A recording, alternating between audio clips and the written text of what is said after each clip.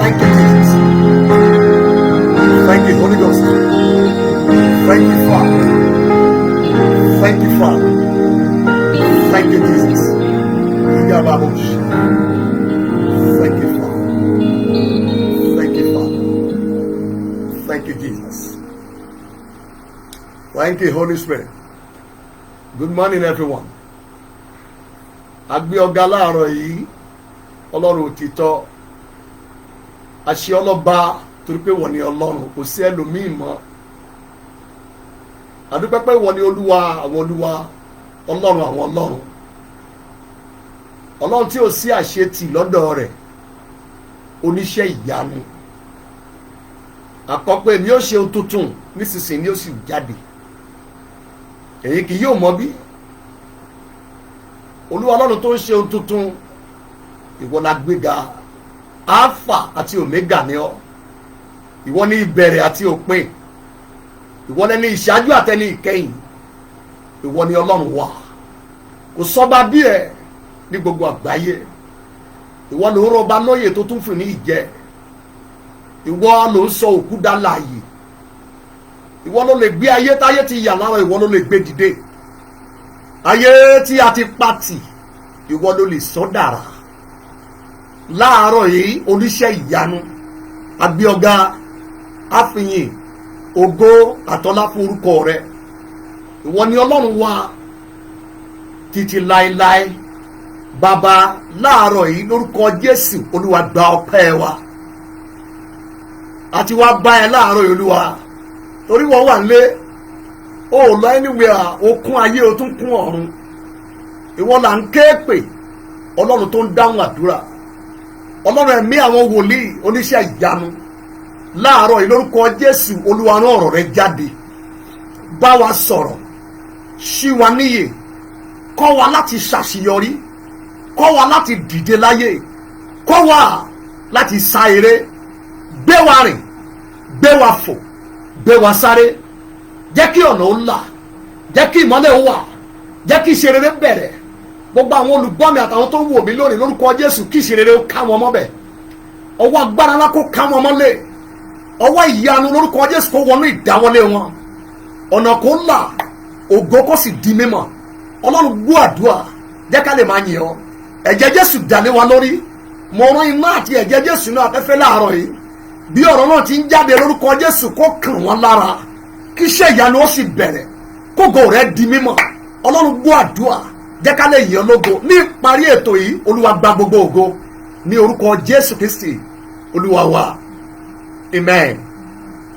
ẹ káàárọ̀ gbogbo ẹ̀yin ènìyàn ọlọ́run ní gbogbo àgbáyé níbikíbi tí ẹ ti ń wò mí. ẹ kú déédé àsìkò yìí, ẹ kú déédé àsìkò yìí o, mo bá yín dáadáa. ìpàdé àdúrà ìsọtẹ́lẹ̀ wòlíì prophetic prayer hour, àwọn náà látún ni mo tún mú wá láti bùkún yín, láti mú kí ọwọ́ ọlọ́run kó di pípọ̀ sí nínú ayé yín, nínú iṣẹ́ yín, nínú ìgbéyàwó yín, nínú ètò ìṣúná yín àti nínú àyànmọ́ yín. mo kí yín àkúdédé àsìkò yìí lórúkọ Bàbá Ọmọ àti Ẹ̀mí Mímọ́ ni mo kí yín. yóò dára fún yín, ẹ ó ṣe rere, ayé yín yóò lọ wájú jù báyìí lọ, ayé yín yóò sáré jù báyìí lọ, bẹ́ẹ̀ ni yóò rí lórúkọ Olúwa. ògo ni forúkọ Olúwa. láàárọ̀ yìí mo fẹ́ gbàgbọ́ pé gẹ́gẹ́ mo ṣe máa ń béèrè lọ́wọ́ yín, tí mo rẹ̀ gbọ́ yín náà máa ń ṣe, ọ̀pọ̀ yín lẹ ti ṣe morning devotion pẹ̀lú Kristi nínú ilé yín láàárọ̀ yìí, ẹ ti dúpẹ́ lọ́wọ́ ẹ̀, ẹ ti gbàdúrà, ẹ ti fi èròǹgbà ọkàn yín hàn Ọlọ́run, ó dẹ̀ ti rí. Ọlọ́run tó ń ka ìwé àyà wa, ó ti rí ìwé àyà yín, so ó dẹ̀ máa dáhùn. so ẹ̀yin ọmọ Ọlọ́run mo fẹ́ kẹ́ gbàgbọ́ ń tẹ́ béèrè ẹ má rí gbà ó, yóò dẹ̀ rí bẹ́ẹ̀ fún yín, torí yóò di ẹ̀rí fún gbogbo yín. láàárọ̀ yìí mi ò fẹ́ ká gbára wọn lákòókò, ó lè yẹ àwọn ìṣẹ́jú tá a máa ń lò lórí ètò yìí, ṣùgbọ́n mo fẹ́ ká rí nǹkan kan dìmú tó jẹ́ kókó. èní ni ọjọ́ tó kẹ́yìn nínú oṣù kẹfà, ṣẹ́yìn náà mọ̀, òru èní la máa cross over sí July, ṣe rí pé ó lágbára díẹ̀. so irú àwọn àdúrà àwọn iṣẹ́ ìrẹsẹ̀ yìí èèyàn lè fi sọdá sínú oṣù tuntun, kó dẹ̀ lọ fi di àrà, kó fi ṣàṣeyọrí, kó dẹ̀ fi gba ìlérí lọ́wọ́ Ọlọ́run nínú oṣù tuntun. so àdúpẹ́ lọ́wọ́ Ọlọ́run fún àǹfààní tó fún wa láti rí ọjọ́ ìkẹyìn ní inú oṣù kẹfà. ọ̀pọ̀ òjò ló ti rọ̀ tílẹ̀ ti fi wọ́n mu, òwe ni mo pa ó dẹ̀ yé yín. ọ̀pọ̀ alágbára ló ti lọ, ọ̀pọ̀ àwọn tó jù wá lọ tí wọ́n nípọ̀n lẹ́ẹ̀kanná jù wá, ilẹ̀ ti béèrè ẹ̀mí wọn. níwọ̀n ìgbà tí ajá tèmi àti ẹ̀ sì wà láàyè, á sàn ju òkú kìnìún alágbára, ṣùgbọ́n tí ilẹ̀ ti pè mọ́lẹ̀, tí ilẹ̀ ti bò ó. so nítorí náà ó yẹ ká dúpẹ́ lọ́wọ́ Ọlọ́run tó tóbi tó sì ń dání sí. so láàárọ̀ ìyẹn àyànfẹ́ Jésù ní gbogbo ibikíbi tẹ́ ẹ bá wà, ẹ pe ọ̀rẹ́ yín báyìí, ẹ pe aya yín, ẹ pe ọmọ yín. gbogbo àǹfààní tá a bá ti ní láàárọ̀ yìí, ẹ jẹ́ ká lò ó láti maximize orí ọ̀fẹ́ ńlá yìí. lórúkọ Jésù yóò dára fún yín. láàárọ̀ ìka tó tẹ̀síwájú, mo fẹ́ kí gbogbo wa kájọ gbàdúrà kí n tó kéde àkórí àárọ̀ yìí, torí a ní àdúrà díẹ̀ gbà lẹ́yìn ètò yìí, eléyìí tí ó fi ìdí iṣẹ́ ìyanu Ọlọ́run múlẹ̀ nínú ayé mi, nínú ayé ẹ̀yin náà, pàápàá jùlọ gbogbo ẹ̀yin olólùfẹ́ iṣẹ́ ìránṣẹ́ yìí àti gbogbo ẹ̀yin tẹ́ tó máa darapọ̀ mọ́ wa láàrin aláwọ̀ dúdú àti aláwọ̀ funfun ní gbogbo àgbáyé. so nítorí náà ẹ jẹ́ ká porúkọ Jésù, ká gbàdúrà láàárọ̀ ká tó bẹ̀rẹ̀, kó tó di pé mo kéde àkórí yìí. ẹ jẹ́ gbàdúrà yìí ká tó tẹ̀síwájú. mo fẹ́ ká porúkọ Jésù lẹ́ẹ̀kan ṣoṣo, ẹ gbàdúrà yẹn pẹ̀lú ìtara níbikíbi tẹ́ ẹ bá wà. ó lè gbà á gẹ́gẹ́ bí ìgbà tó wà ní church service, ibikíbi tí àdúrà yìí bá ká ẹ mọ́, bóyá ẹ pọ̀ mẹ́ tàbí níwọ̀n nìkan, mo fi Ọlọ́run bẹ̀ yín, ẹ gbàdúrà pẹ̀lú ìtara, ẹ pe orúkọ Jésù lẹ́ẹ̀kan ṣoṣo. ẹ̀yin àjẹbí ọfà ìfàsẹ́yìn, èyí tí wọ́n fi agbára ìmùlẹ̀ awo gbé wọnú ìràwọ̀ mi, ẹ gbàdúrà yẹn gan. ẹ̀yin àjẹbí ọfà ìfàsẹ́yìn, kí nǹkan ṣá máa lọ ẹ̀yìn, ó máa lọ ẹ̀yìn, kí nǹkan ṣá máa lọ ẹ̀yìn, kí nǹkan rere ṣá máa lọ ẹ̀yìn. ẹni pé kí ni ọ̀dà, ọ̀pọ̀ ló ní ìrírí ẹ̀ nínú ayé. a máa ya àwọn ọmọ ìrandíran Rúbẹ́nì lẹ́nu pé gbogbo nǹkan ṣe ń lọ ẹ̀yìn bí eléyìí, ìyàlẹ́nu ló jẹ́ fún wọn. bọ̀ wọn ò mọ̀ pé àjẹbí kan wà nílé wọn tó wípé ẹ̀yin kì yóò tayọ. ẹ já lọ gbàdúrà. ẹ̀yin àjẹbí ọfà ìfàsẹ́yìn tí wọ́n fi agbára ìmùlẹ̀ awo gbé wọnú ìràwọ̀ mi, ẹ fò jáde, ẹ lọ pa ẹni tó rán yín. ó yẹ ẹ pé Jésù. àdúrà Oya oya oya oya oya oya oya oya oya oya oya ẹ̀yin àjẹbí ọfà ìfàsẹ́yìn èyí tí wọ́n fi agbára ìmọ̀lẹ́ awo tí wọ́n fi gbé wọn ní ìràwọ̀ mi tí wọ́n fi gbé wọn ní ìdáwọ́lé mi tí wọ́n fi gbé wọn ní ìgbéyàwó mi tí wọ́n fi gbé wọn ní ètò ìṣúná mi tí wọ́n fi gbé wọn ní ayé mi wá ẹ fò jáde báyìí ẹ lọ pa àwọn tó rán yín ẹ fò jáde ẹ lọ pa àwọn tó rán yín in the name of Jesus. Oya oya gbàdúrà yẹn ẹ fò jáde láyé mi ẹ jábọ́ bẹ̀ ẹ lọ pa àwọn tó rán yín ẹ̀yin ọfà àjẹbí ọfà ìfàsẹ́yìn eléyìí tí wọ́n fi agbára wọ ìmùlẹ̀ tí wọ́n fi gbé wọnú ìràwọ̀ mi wá gbé wọnú iṣẹ́ mi wá gbé wọnú ìdáwọ́lé mi wá ẹ fò jáde báyìí ẹ lọ pa àwọn tó rán yín ní orúkọ Jésù Kristi Olúwa wa amen. Mo fẹ́ gbàgbọ́ pé ń gbàdúrà yẹn mo fẹ́ gbàgbọ́ pé ń gbàdúrà yẹn sàmà mo fẹ́ gbàgbọ́ pé ń gbàdúrà yẹn nínú ilé yẹn nínú ṣọ́ọ̀bù yẹn láwùjọ yẹn nílùú yẹn mo fẹ́ ìmù láàfin yẹn mo fẹ́ gbàgbọ́ pé ń gbàdúrà yẹn sàn. Bẹ́ẹ̀ ni àwọn ọmọ Rúbẹ́nì wọ́n ń bèrè gbogbo bíbí gbogbo àwọn ẹ̀yà mọ́kànlá tó kù láyé wọn lọ wájú kí ló ṣàwọn wọ́n bẹ̀rẹ̀ sí ní wọ́ọ̀dì wọ́n bèrè wọ́n máa lọ bá Mósè kí ló dé. Mósè ní kọ́nùkà First Chronicle chapter 5 verse 1 eléyìí tó wípé a kì yóò kà yín ní ẹni iwájú mọ́ bí kò ṣe ẹni ẹ̀yìn. Ẹ̀rù bà gbogbo ìran ọmọ Rúbẹ́nì títí dọ̀la ẹnikẹ́ni ò náwó sókè pé Olúwa yí nǹkan yìí padà. Sọ bí wọn náà bá sọ̀rọ̀ bó ṣe máa wà náà nìyẹn ṣùgbọ́n tó o bá sọ̀rọ̀ gbà mí gbọ́ Ọlọ́run yóò dìde á mú ẹ kúrò lẹ́yìn á gbé ẹ sáré lọ wájú. Ẹ tún àdúrà yẹn gbà ẹ̀yin àjẹbí ọ̀fà ìfàsẹ́yìn tàbí ìlọsẹ́yìn tàbí ìdápadà sẹ́yìn èyí tí wọ́n fi agbára ìmùlẹ̀ àwọn gbé wọnú ayé mi gbé wọnú ìràwọ̀ mi gbé wọnú ìyàmọ́ mi gbé wọnú iṣẹ́ mi gbé wọnú iṣẹ́ ìránṣẹ́ mi eléyìí tí wọ́n gbé wọnú ètò òṣùnà mi Olúwa tì jáde jẹ́ kí ọfà yóò fò jáde kó lọ pa àwọn tó rán ẹ pè Jésù ó yá àdúrà ó yá ó yá ó yá ó yá ó yá ó yá ó yá ó yá ó yá ó yá ẹ fò jáde láyé mi ẹ lọ pa àwọn tó rán yín ẹ̀yin ọfà àjẹbí ọfà ìfàsẹ́yìn èyí tí wọ́n fi agbára wọ ìmùlẹ̀ tí wọ́n fi gbé wọnú ìràwọ̀ mi wá ẹ fò jáde báyìí ẹ lọ pa àwọn tó rán yín Jésù Kristi Olúwa wa amen.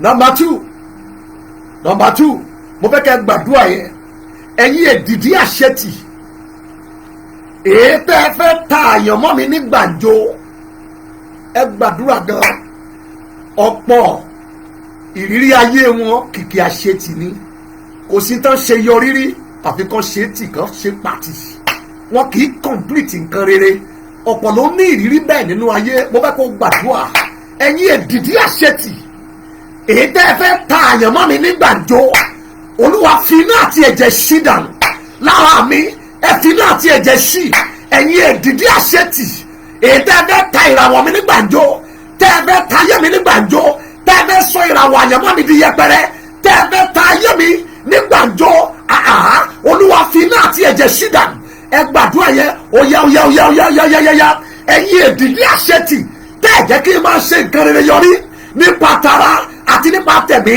Olúwa fi iná àti ẹ̀jẹ̀ ṣí wọn dànù ẹ fi iná àti ẹ̀jẹ̀ ṣí nínú ayé mi lórúkọ Jésù Kristi Olúwa wa amen. Mo gbàdúrà lórúkọ Bàbá Ọmọ àti Ẹ̀mí Mímọ́ èdìdí àṣetì nǹkan rere èdìdí àmúbọ́ nǹkan rere èdìdí àpatì nǹkan rere tó fẹ́ sọ àyànmọ́ àti ìràwọ̀ ẹ di yẹpẹrẹ di gbàǹjo lórúkọ Jésù iná àti ẹ̀jẹ̀ ṣí lára ẹ bí mo ti ń gbàdúrà mo rán ọfà yẹn jáde lọ sọ́dọ̀ àwọn tó rọ pé kó lọ jíṣẹ́ ikú fún wọn àjẹbí ọfà ìfàsẹ́yìn ìlọsẹ́yìn lórí nǹkan rere nínú nǹkan rere eléyìí tá a fi agbára àwọn ìmùlẹ̀ gbé wọnú ayé ẹ gbé wọnú ìràwọ̀ ẹ gbé wọnú àyànmọ́ ẹ gbé wọnú márèjì ẹ gbé wọnú ètò ìṣúná ẹ láàárọ̀ yìí ọfà yẹn fò jáde pẹ̀lú iná mo dá padà sọ́dọ̀ àwọn ọ̀tá kó lọ rún wọn dànù ayé ẹ kọjá ayé ẹ fò ayé ẹ sídìde ayé ẹ ṣẹrẹ bẹ́ẹ̀ ló máa rí lórúkọ Jésù Kristi Olúwa wa amen. Praise the Lord, hallelujah. Now ẹ̀yin ọmọ Ọlọ́run, I want you to get yourself ready wherever you are now. Ẹ jẹ́ ká lọ sínú àkórí tàárọ̀ yìí ibi tí a ó ti gbàdúrà. Àkórí yẹn ni mo pè ní mo kọ̀ láti dúró, mo kọ̀ láti dúró. I refuse to stop. Mo fẹ́ gbàdúrà ẹnikẹ́ni tí wọ́n gbé dìde níjọba òkùnkùn pé kó lọ dá ẹ dúró láyé, sórí tó bá lóye ẹ̀mí wá sàmì. Ẹni tí wọ́n gbé dìde níjọba òkùnkùn tí wọ́n ró, tí wọ́n fún ní special assignment, special anointing nínú òkùnkùn pé kó lọ dá ẹ dúró ní gbogbo ìhàláyé, àrá Ọlọ́run kó sán pa. Sórí o gbọ́dọ̀ lajú ẹ lẹ̀ kọ́ta pàṣẹ pé kò dúró. Wọ́n ti dá wọn kan dúró, ọ̀pọ̀ nǹkan rere lọ́tà ti dá dúró pẹ̀lú ipá. So kọ̀ láti dúró. Now ohun tí mo sọ lélẹ̀ Genesis 49 nínú ìwé Genesis orí ìkọkàndínláàádọ́ta Genesis 49 ibẹ̀ láti bẹ̀rẹ̀ ìrìnàjò wa láàárọ̀ yìí torí a ó gbàdúrà díẹ̀. Mo fẹ́ ká bọ́lọ̀ sọ̀rọ̀, sọ tẹ̀lé mi. Ayé mi ò ṣe é dá dúró, iṣẹ́ mi ò ṣe é dá dúró, àyànmọ́ mi ò ṣe é dá dúró, ìpín mi ò ṣe é dá dúró, ìràwọ̀ mi ò ṣe é dá dúró, àwọn ọmọ mi ò ṣe é dá dúró. Ó yá kígbe tẹ̀lé mi, sọ pé mi ò ní dúró. O ò gbọ́dọ̀ dúró o, torí àwọn agbára kan wà tí wọ́n fẹ́ kó o dúró, pé ibi tó o bá a dé yẹn ó ti tó. Má dúró àyànfẹ́. Now Genesis 49 from verse 1. Jacob sì pè àwọn ọmọ rẹ̀, ó sì wí pé ẹ kó ara yín jọ kí èmi kí ó lè wí ohun tí yóò bá yín lẹ́yìn ọ̀la fún yín. Gbogbo ilé mọ ìtàn Jacob, ó ti ń dogbó, ó ti fẹ́ kú, ó ti ń súnmọ́ ọjọ́ ogbó, ó ti ń súnmọ́ sàréè. Ó sì pè àwọn ọmọ ẹ̀ méjèèjìlá. Nọ́mbà 13 mi mọ̀ bóyá yẹn wà mẹ́tọ́ ń pè yẹn ní dínà ẹ̀rí, but ó pe àwọn guys méjìlá yìí oníkan wá. Ẹsẹ̀ kejì, ẹ kó ara yín jọ kí ẹ sì gbọ́ ẹ̀yin ọmọ Jákọ́bù, kí ẹ sì fetí sí ti Ísírẹ́lì bàbá yín. Ó ṣeéṣe káwọn òbí wa má ráyè ṣe eléyìí kọ́ lọ́jọ́ tó dé ẹ̀rí, ó ṣeéṣe ká má ráyè sọ eléyìí ẹ̀rí, kí ilẹ̀ tó pè wọ́n mọ́ra kó tó lọ síbi tá gbà rè.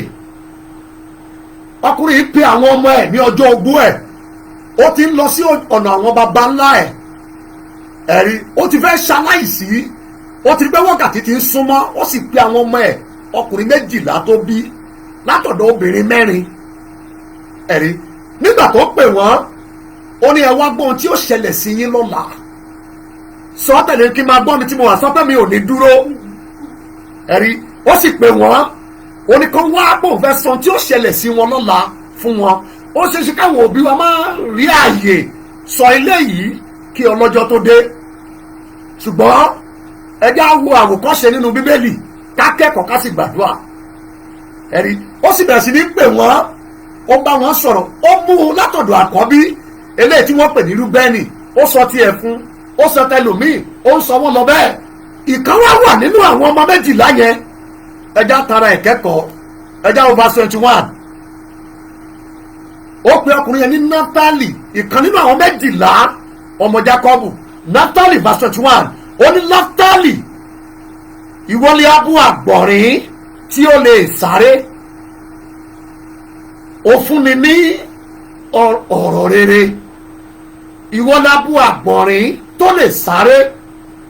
Now ìwọ ni abo àgbọ̀nrín tó lè sáré. Ohun tí Jákọ́bù ń sọ mí kò rújú. Ohun tó ń sọ fún Náftálì náà ni pé Náftálì onísà, àyànmọ́ ẹ̀ máa sá eré, ayé ẹ̀ kò ní máa rálẹ̀, ayé ẹ̀ kò ní máa wọ́lẹ̀, ayé ẹ̀ kò ní wọ go slow rárá, ayé ẹ̀ ò ní wọ ọ̀dọ̀, ayé ò ní dá ayé ẹ̀ dúró, ọ̀tá ò ní dá ẹ̀ dúró, tó gbé ayé ẹ̀ yóò máa sá eré. Ó ń sọ fún Náftálì pé àyànmọ́ tó ń sá eré làyànmọ́ tó ní.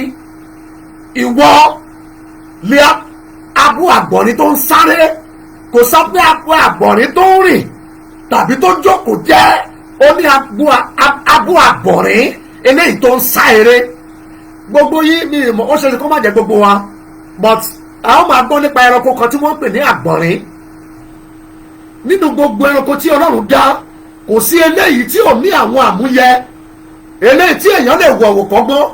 Ọjọ́ kan ó tiẹ̀ sọ nínú ìwé òwe, ó ní ìwọ ọ̀lẹ ní máti ẹ̀wúlẹ̀ tán àgbọ̀nrín lọ this time around tọwọ́ lẹ́ni ẹ́, ó ní tọ èrò lọ kẹ́kọ̀ọ́ lára ẹ̀ bí èrò ṣe máa ọ̀lẹ. Náà gbogbo ẹranko tí Ọlọ́run dá pátá òun ló ní àwọn àṣẹ àti agbára eléyìí tí Ọlọ́run dá ní àdánidá àdámọ́ni ẹranko kọ̀ọ̀kan. Ejò ní tiẹ̀, kìnìún ní tiẹ̀, àdàbà ní tiẹ̀. Ẹ wo àwọn ẹranko tí Bíbélì fẹnu bà nínú Bíbélì yìí. Ó sọ nípa Behemoth eléyìí tí wọ́n pè ní hippopotamus. Gbogbo àwọn ẹranko tí Bíbélì mẹ́nu bà níbí yìí tó mú àwọn àkàwé àti àwọn àfiwé jáde nínú ìwà àti ìṣe wọn. Ìkan nínú wọn ni àgbọ̀nrín. Bíbélì wá sọ nípa àwòmọ́ni ẹranko yìí. Ọlọ́run fún ní agbára kan láti lè sá eré. Ẹṣin máa ń sáré ṣùgbọ́n kò lè sá eré tó àgbọ̀nrín. Ẹ̀rí ẹṣin amọ̀ọ́mọ́ nílò lójú ogun. Kẹ́tẹ́kẹ́tẹ́ amọ̀ọ́mọ́ ríru ẹrù. Gbogbo alámú àwọn nǹkan wọ̀nyí nínú Bíbélì. Ṣùgbọ́n nígbà tó débi ẹranko yìí, àgbọ̀nrín, Ọlọ́run mẹ́nu bà ẹranko yìí. Ọlọ́run dá nǹkan kan mọ́ ẹranko yẹn tó ní í ṣe pẹ̀lú eré sísá. Ẹranko yìí máa ń sá eré gan. Nínú gbogbo ẹranko tí Ọlọ́run dá sí ayé tó lè sáré lórí ilẹ̀, ìkan nínú wọn tó lè borí tó lè mókè, òun ni ẹranko tí wọ́n ń pè ní àgbọ̀nrín. Jacob wípé Naftali onísà ayé ẹ yóò sá eré bí àgbọ̀nrín ṣe ń sá eré. Ìgbésí ayé tó ń sáré, àyànmọ́ tó ń sáré, ògo tó ń sáré, ìdásílẹ̀ tó ń sáré, ìràwọ̀ tó ń sá eré, ìgbékalẹ̀ tó máa ń sá eré, òun la fún Naftali. Gbogbo àwọn tó kù wá fún wọn ní tiwọn, but this particular brother eléyìí tí wọ́n pè Naftali, òun la fẹ́ kẹ́kọ̀ọ́ lára ẹ̀. Mi ò ní dúró. Ìwọ náà sọ bẹ́ẹ̀, sọ pé ayé mi ò ní dúró. Now Naftali, ìwọ ní abo àgbọ̀nrín tó ń sá eré. Nínú ìwé Ábákúkù orí 3 and verse 19, the book of Habakkuk chapter 3 and verse 19. Ẹgbọ́n tí Bíbélì wí, Olúwa Ọlọ́run ní agbára mi, òun ó sì ṣe, ẹ̀rí pé kò sọ pé ọwọ́ mi, ó ní ẹsẹ̀ mi, òun ó sì ṣe ẹsẹ̀ mi bí ẹsẹ̀, kò sọ pé bí ẹsẹ̀ kìnìún tàbí ẹsẹ̀ ológbò tàbí ẹsẹ̀ ẹyẹ. Ó ní Olúwa òun ó ṣe ẹsẹ̀ mi bí ẹsẹ̀ àgbọ̀nrín. Ẹ̀rí lórí ibi gíga mi ni yóò sì mú mi rìn. So ẹni tó ń rìn àtẹni tó ń sáré wọ́n nílò ẹsẹ̀ eléyìí tó lókun tó dẹ̀ dúró lórí ike tí ò lè yẹ̀. Ó ní Ọlọ́run yóò ṣe ẹsẹ̀ mi bí ẹsẹ̀ àgbọ̀nrín. Ìtumọ̀ ni pé eré kan wà lẹ́sẹ̀ mi, eré ìje kan wà tí mo láti bẹ̀rẹ̀, tí mo dẹ̀ láti sá parí. Gbogbo ọ̀la ti rí àwọn èèyàn tó máa ń lọ ní Olympic, ẹ̀rí tí wọ́n máa ń sá eré. Eléyìí tí ò bá ní ẹsẹ̀ dáadáa, ìyọnu yóò bá tó bá ń sáré. So ó tẹ̀ ẹsẹ̀ tó dúró lẹ̀ dáadáa láti lè sá eré. Ẹgbọ́n tí ọkùnrin wí, ó ní Olúwa yóò ṣe ẹsẹ̀ mi bí ẹsẹ̀ àgbọ̀nrín. Torí kíni? Kí n bá lè sá eré. Kí ló fà á? Eré ìje kan wà níwájú mi, nínú àyànmọ́ mi, nínú ìgbéyàwó mi, nínú iṣẹ́ ìránṣẹ́ mi, nínú ìṣerere mi.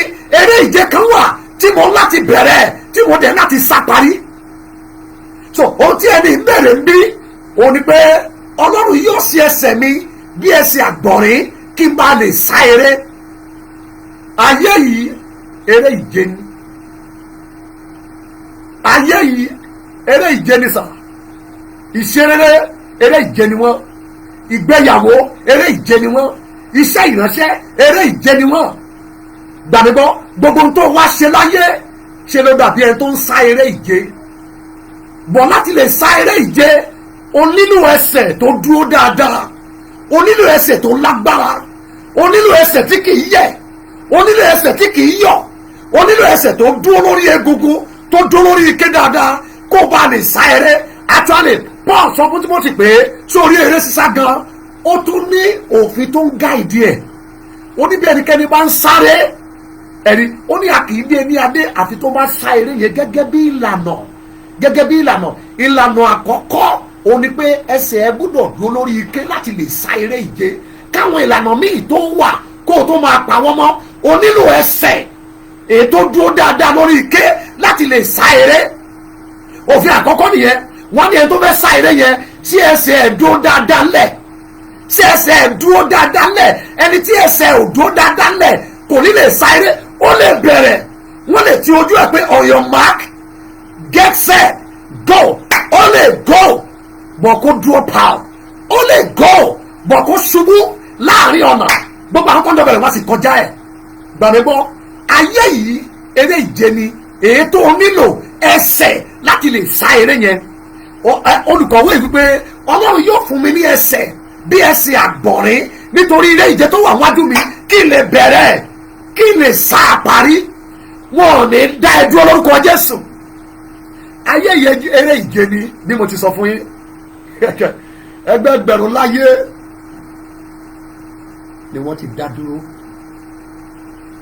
ẹlòmíì bẹ̀rẹ̀ kò lè lọ mọ́ ẹlòmíì bẹ̀rẹ̀ ibi tó bá dé kò parí ẹ̀ wọ́n sọdá láàbọ̀ ara ẹlòmíì kò mọ tó tì í látẹ̀yìn lórí eré ó sì gbókìtì gbà lókèdè pé ó dojú bolẹ̀ ibi tẹ́lòmíì ṣubú sí kò dìde mọ́ orí eré ló wà orí eré ló wà ohun gbogbo àmúyẹ ló ní ó ní ẹsẹ̀ tó lè sáré bọ̀ níbìkan lójú ọ̀nà níbìkan láàrin ọ̀nà kìíní kan pàṣẹ fún pé ó tó mi ò ní dúró ìwọ náà sọ bẹ́ẹ̀ síra ẹ̀ wọ́n ti dá ọ̀pọ̀lọpọ̀ dúró nínú ayé wọ́n ti dá ọ̀pọ̀lọpọ̀ dúró ìmí ò tí ì kú wọ́n ti dá wọn dúró nínú àlàjá wọ́n ti dá wọn dúró nínú iṣẹ́ ìránṣẹ́ wọ́n ti dá wọn dúró nínú ìgbéyàwó wọ́n ti dá wọn dúró nínú ètò ìṣúná wọ́n ti dá lòmíì dúró nínú okòwò ó bẹ̀rẹ̀ jéèjé yẹn dáadáa agbára kan tó pàdé lójú ọ̀nà ó pàṣẹ pé dúró bẹ́ẹ̀ sọ pé mi ò ní dúró. Now ibi tí mo lọ láàárọ̀ yìí ayé yìí dandan ni fún ẹ dandan ni fún mi láti sá eré o fẹ́ o kọ̀ wàá sá eré ìdí nìyí ìwé òwe orí ẹlẹ́ẹ̀kẹrin the book of Proverbs chapter 4 and verse 19 verse 12 the book of Proverbs chapter 4 and verse 12 máa gbọ́ o ìwé òwe orí kẹrin ẹsẹ̀ ìkejìlá nígbà tí ìwọ ń rìn ọ̀nà rẹ kì yóò há fún ààyè so níbẹ̀ yẹn àwọn agbára kan wà tó máa ń hàyàn tí kì í jẹ́ káyé èèyàn rìn.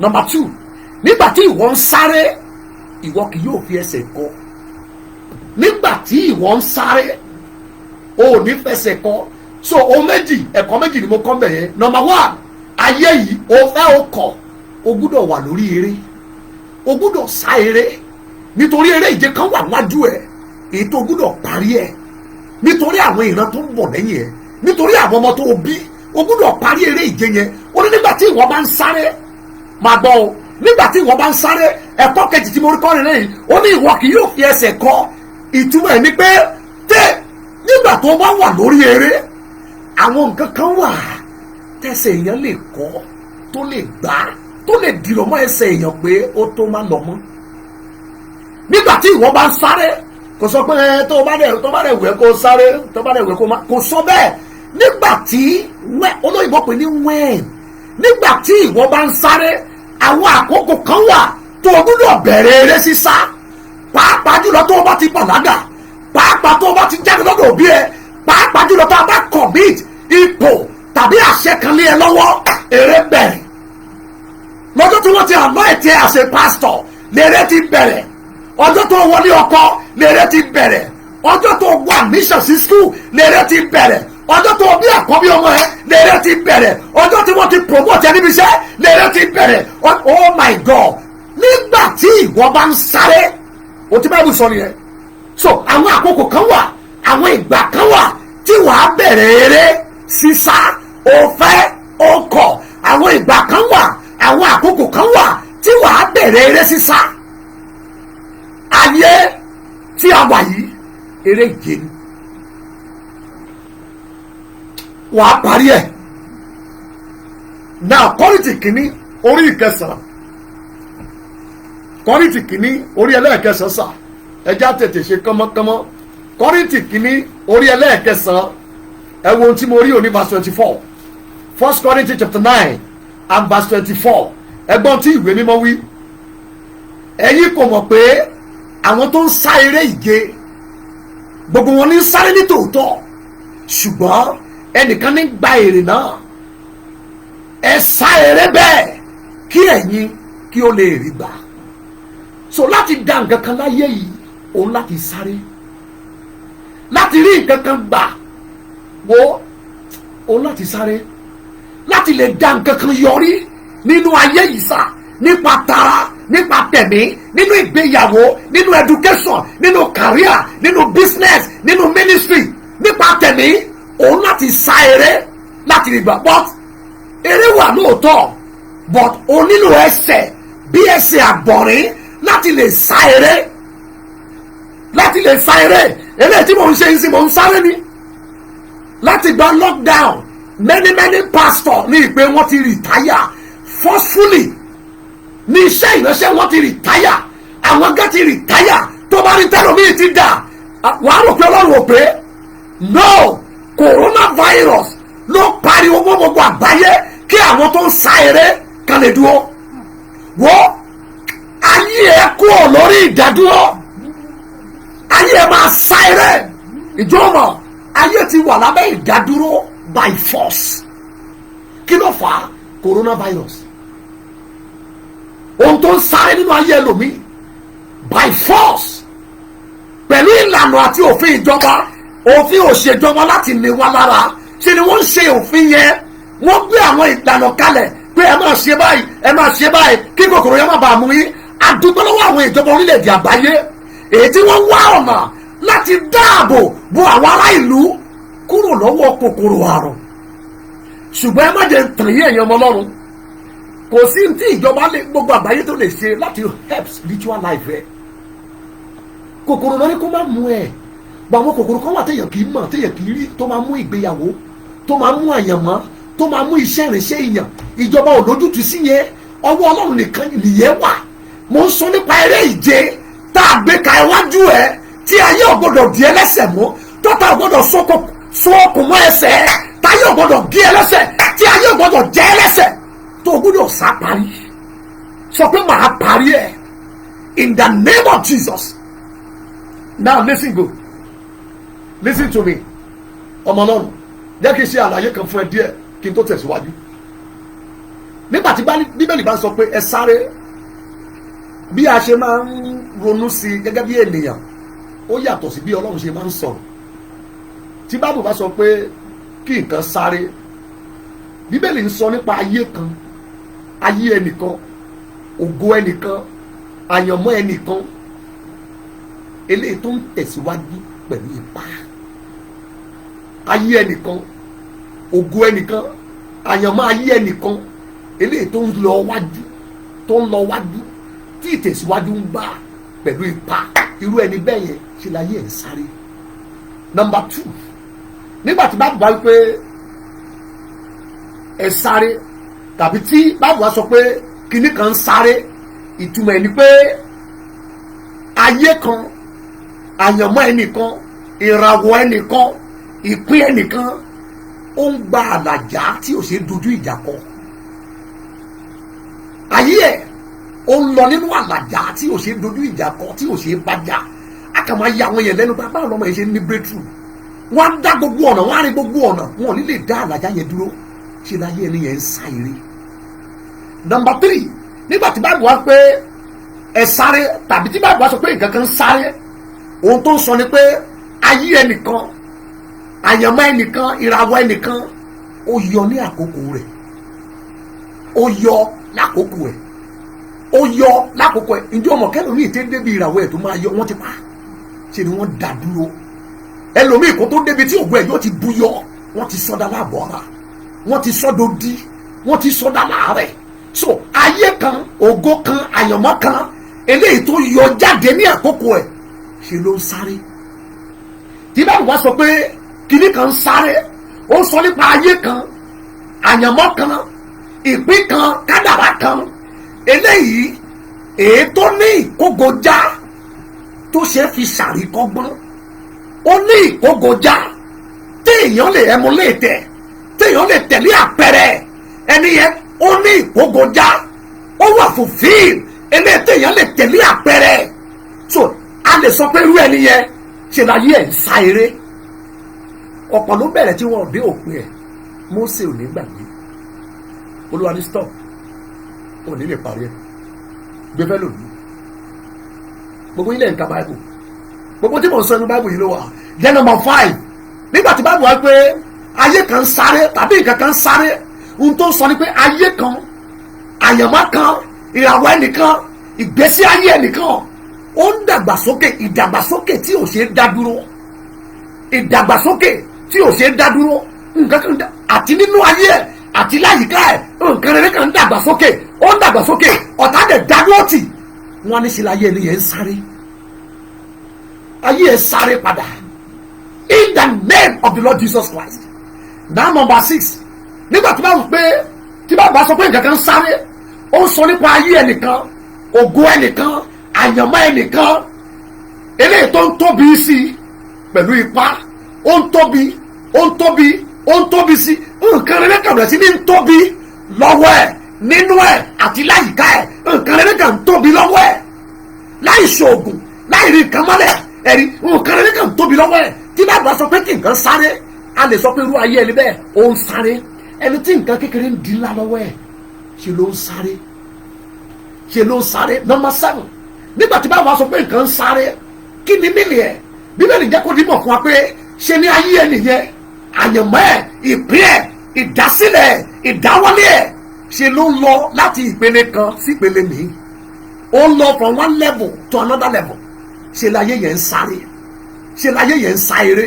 number 8 nígbà tí báwa sọ pé nǹkan ń sáré ó ń sọ nípa ayé ẹnìkan ògo ayé ẹnìkan àyànmọ́ ẹnìkan eléyìí tó gba ìyípadà tó ń tuntun sí ó tuntun ní January ó tún tuntun ní February ó tún yípadà ó tún tuntun ní March ó kàn ń gba ọ̀tún ìyípadà sí ìyípadà ọ̀tún ìyípadà ọ̀tún ìyípadà ọ̀tún ní gbogbo ìgbà nípa tara àti nípa tẹ̀mí ìyípadà ọ̀tún ṣe láyé yẹn ń sá eré. Náftálì ìwọlé abo àgbọ̀nrín tó ń sá eré ìwọlé abo àgbọ̀nrín tó ń sá eré. ọ̀rọ̀ Náftálì rú Mósè lójú lọ́jọ́ tóun náà ń gbàdúrà fún gbogbo àwọn ọmọ Ísírẹ́lì òun náà ti ń relé ogbó ó ti gba red card lọ́wọ́ Ọlọ́run Jèhófà ó wá ní gbogbo oyè náà wá mo mọ̀ pé bàbá yín gbàdúrà fún yín ẹ jẹ́ kẹ́mi náà gbàdúrà fún yín mo ti ń lọ nígbà tó dé ọ̀dọ̀ Náftálì Deuteronomy 33 verse 23 Deuteronomy 33 and verse 23 ó ní Náftálì kò sí tí mo lè sọ lórí ọ̀rọ̀ ayé ẹ̀ ju pé àfojú rere tẹ́ ẹ lọ́rùn torí báyìí ẹ ṣe ń sá eré gan kò yé èmi náà mo rí pé ṣe la fojú rere tẹ́ ẹ lọ́rùn ìbùkún Ọlọ́run dẹ̀ wà pẹ̀lú ẹ̀ Mósè sọ jù bẹ́ẹ̀ lọ ìwọ la fojú rere tẹ́ lọ́rùn tí ìbùkún Olúwa dẹ̀ wà pẹ̀lú ẹ̀ ó ní lọ gba ilé ayé Náftálì sá eré bàbá ẹ̀ súre fún kó tó jáde láyé ó ní ìwọ ọmọ yìí ayé yóò dàbí àgbo àgbọ̀nrín eléyìí tó lè sáré.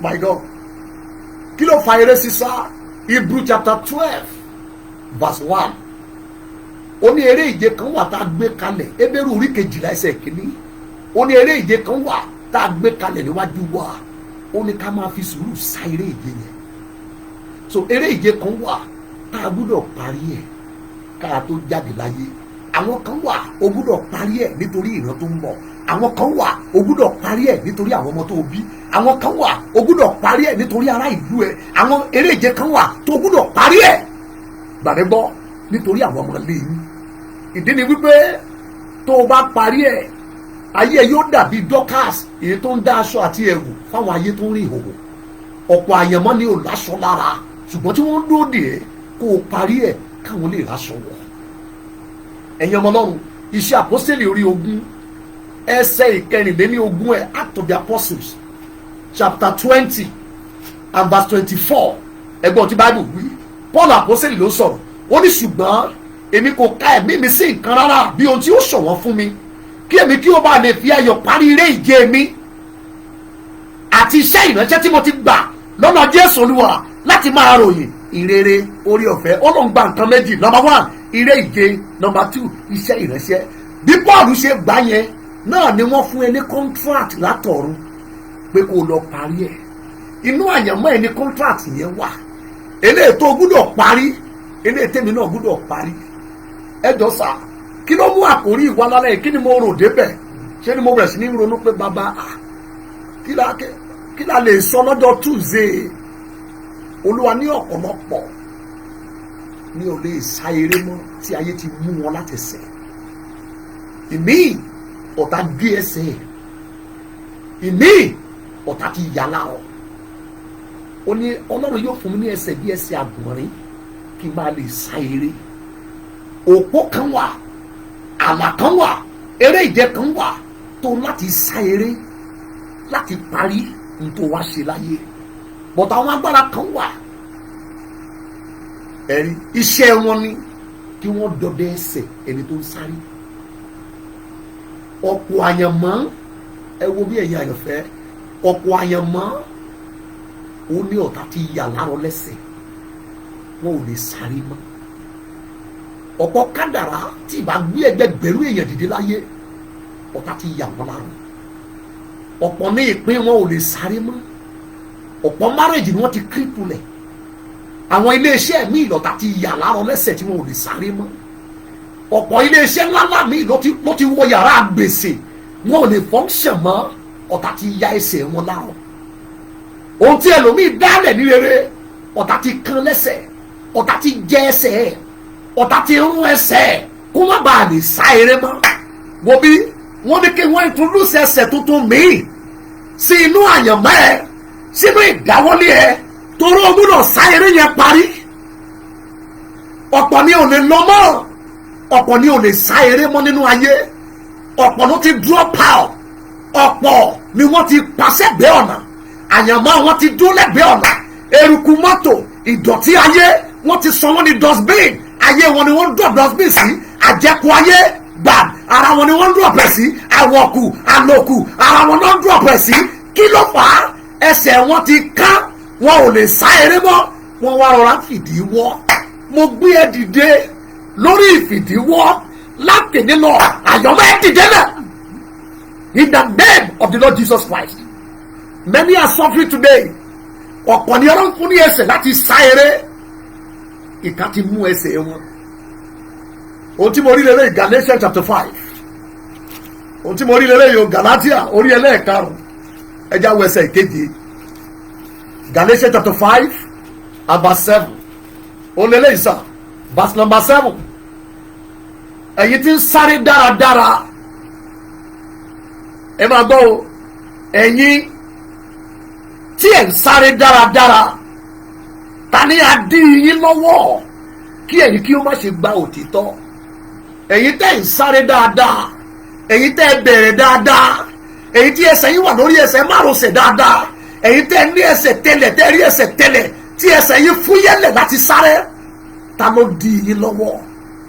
Àwọn agbára tó máa ń dí àwọn tó ń sáré lọ́wọ́, òun la fẹ́ tákù lórí program mi láàárọ̀ yìí. Ó ní mo ṣe pé àkórí ẹ̀ ní mo kọ̀ láti dúró. Àwọn agbára kan wà, wàrí kò sí bí ẹran ṣe ń sá eré tó, ọjọ́ tó bá ti rélu tàkútí ọlọ́dẹ kò sáré mọ́. Nínú àgbọ̀nrín nínú igbó tó lè sá ojúlówó eré, ọjọ́ tó bá ti rélu páńpẹ́ ọlọ́dẹ, oh my God, tí ẹsẹ̀ ẹ̀kọ́ sì gbà tí pàkútọ̀ yẹn mọ mọ́lẹ̀, ìrírí eré parí, ìrètí eré sísá parí, ayọ̀ eré sísá ó parí nínú ayé ẹ̀, torí kíní kan ti mú, ó ti di lọ́wọ́. Bó ṣe rí nígbà yẹn, ó bá ayé wa mú lẹ́rìí sá. Ọ̀pọ̀ ni ò lè sá eré mọ́ nínú àyànmọ́, nínú iṣẹ́ ìránṣẹ́, nínú ìgbéyàwó, nínú okòwò.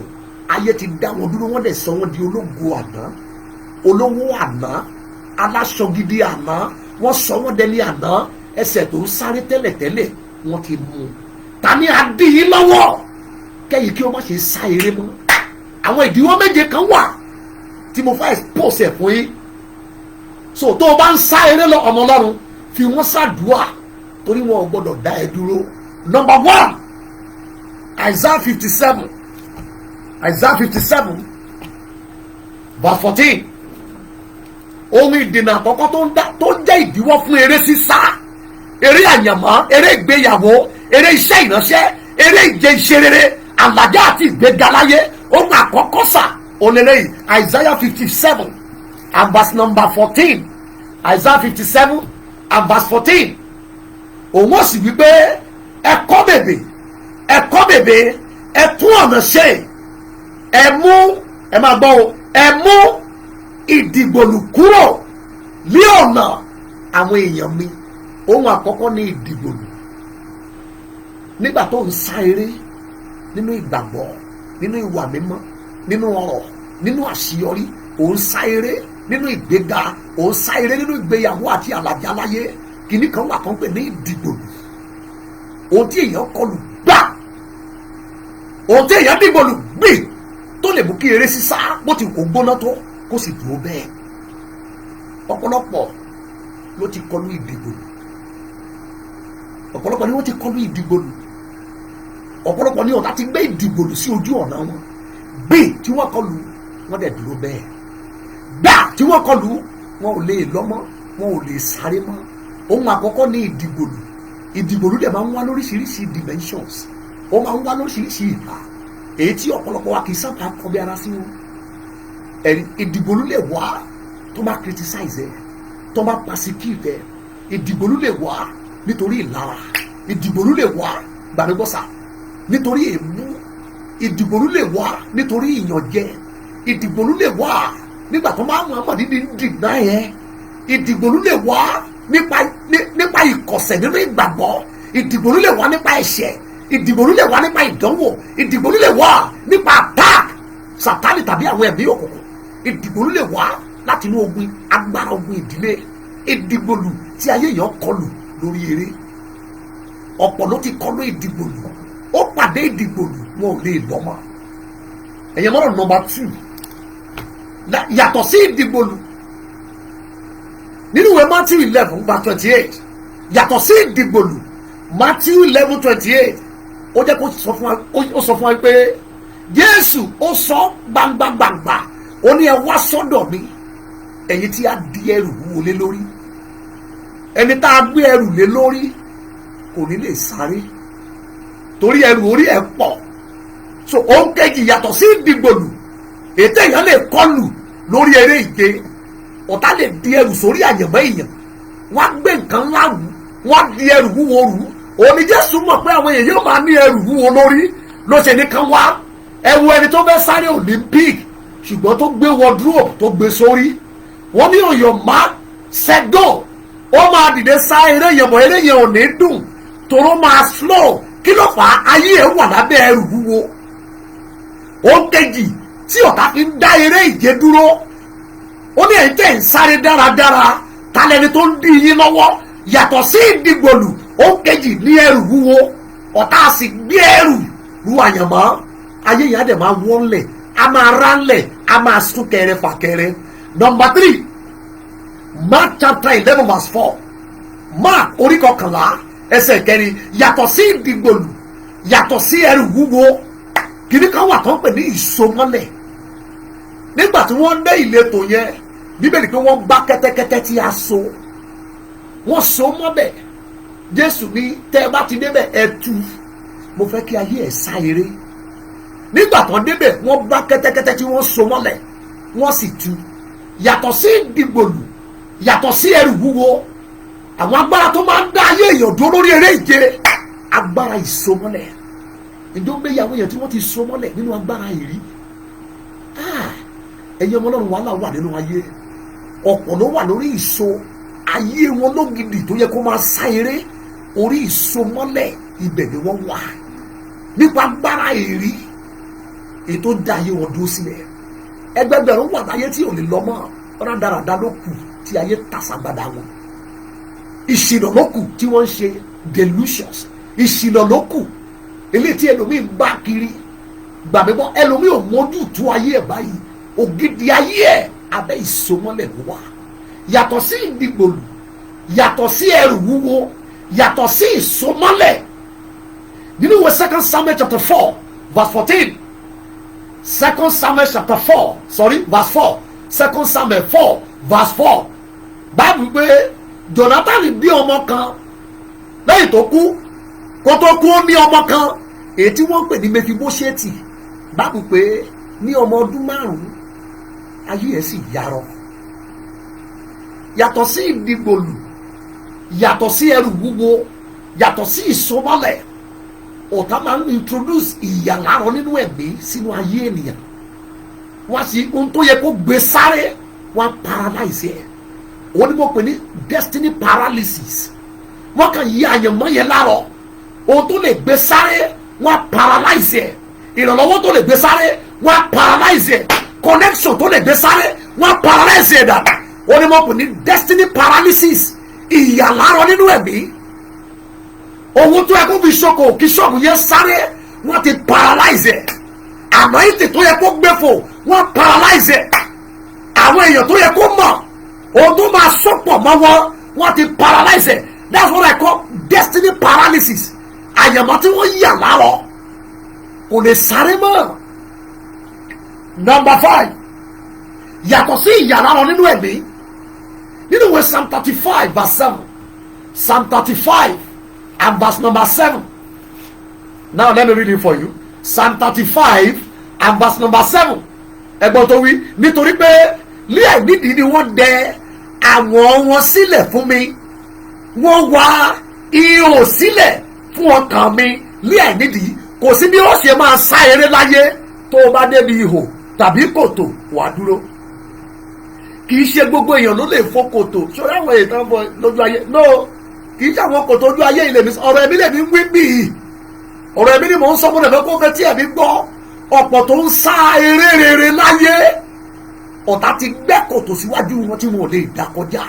Mẹ́nì nínú wọn ni wọ́n ti rọ́ sí kòtò. Ọ̀pọ̀ ní ọ̀tá ti tì sí kòtò. Wọ́n ń sá eré bọ̀ dáadáa láti bẹ̀rẹ̀. Lọ́jọ́ tí wọ́n kan kòtò, number 1, àwọn míì já sí. Number 2, àwọn míì dúró létí kòtò, wọn ò lè sáré mọ́. Ẹ̀rí yàtọ̀ sí kòtò èyí tí ọ̀tá máa ń gbé láti dá eré ìje rere dúró. Number 6, Daniel chapter 7 verse 25. Daniel chapter 7 and verse 25. Bíbélì wípé àwọn agbára kan wà tí wọ́n máa ń yí àkókò padà sí ibi. Kí ni mo gbìyànjú láti sọ? Time tó yẹ kó máa sáré, time yẹn ni wọ́n dagúnlẹ̀. Ìgbà tí o ti dàgbà tí ò ní lè sáré mọ́, wọ́n ṣẹ̀ sí ọ̀nà pé kó máa sáré, wọ́n ti yí ìgbà tí àkókò ẹ̀ padà. Daniel 7 verse 25. Then number 7, that's the last one. Number 7, àwọn agbára tó máa ń dá eré ìje rere dúró. Onímọ̀pẹ̀ ní ẹ̀tàn àwọn alágbára. Ẹ̀tàn àwọn alágbára. Ẹ̀tàn àwọn alágbára nínú ìfàmì òróró yà. Àwọn alágbára nínú ìpè tí wọ́n tàn ẹ́ dá ẹ dúró. Wòlíì kékeré afúniré ìje kó lọ parí ẹ̀ ní Bẹ́tẹ́lì. Bó ti débẹ̀ ó ní pẹpẹ ya. Lẹ́yìn tó parí, Olúwa ní ibi tó gbà lọ má gbàbẹ̀ padà. Má dẹ̀ jẹ má dẹ̀ mú níbẹ̀. Gbogbo ilé ẹ̀mọ 1 Kings 13.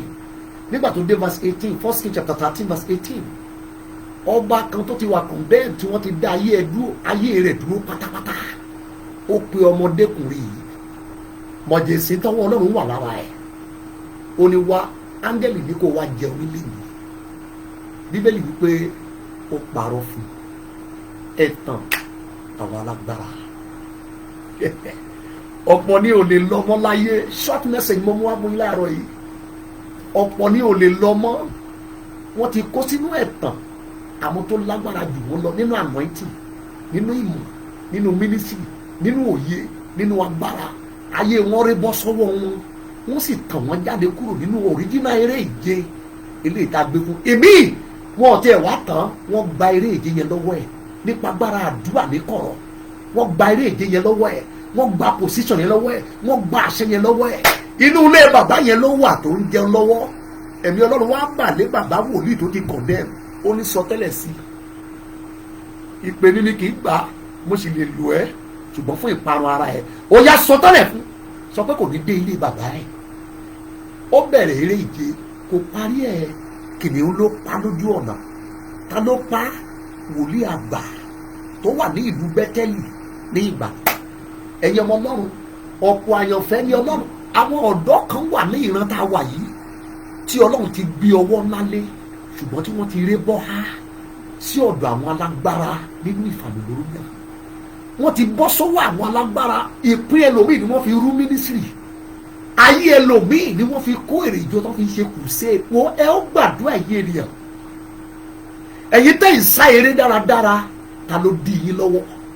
Ta ni ò jẹ́ kẹ́ ẹ lè sá eré mọ́? Yàtọ̀ sí ogun ìdílé, ọ̀tọ̀ lógun àwọn alágbára nínú ìfàmìlóró yẹn.